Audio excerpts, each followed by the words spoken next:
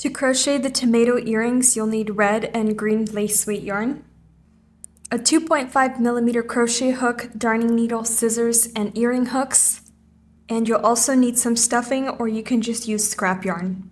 To make the base of the tomato, use your red yarn and make a magic ring with the chain 1. Now make 6 single crochets into the magic ring. Close up the magic ring and slip stitch into the first single crochet to join the round. Chain 1. Now make 2 single crochets in every stitch.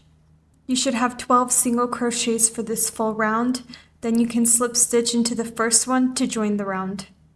Chain 1 and make 1 single crochet in the first stitch.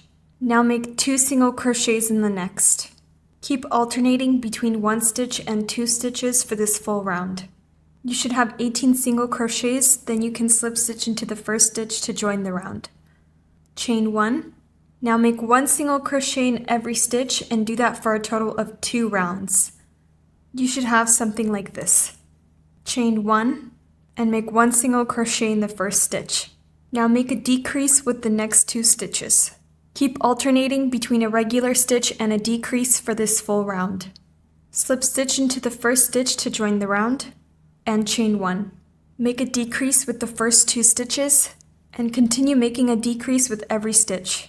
Before we finish off this round, tuck in this tail and add a little bit of stuffing into your tomato. Now slip stitch into the first stitch to join the round. Cut your yarn leaving a long tail, pull through, and attach it to your darning needle. Go through each of these stitches to close up the hole. Tuck in the yarn tail and cut off any excess yarn. You should have something like this, and we'll set this aside for now while we make the stem. Using your green yarn, make a magic ring with the chain 3. Slip stitch into the second stitch away from the hook, then slip stitch into the next stitch, and into the magic ring as well. Chain 3, and repeat the same steps until you have a total of 5 leaves. After your last leaf, you can cut your yarn leaving a long tail and close up the magic ring. Then weave in the magic ring tail. Thread your remaining yarn tail onto your needle and bring it through to the other side of your stem.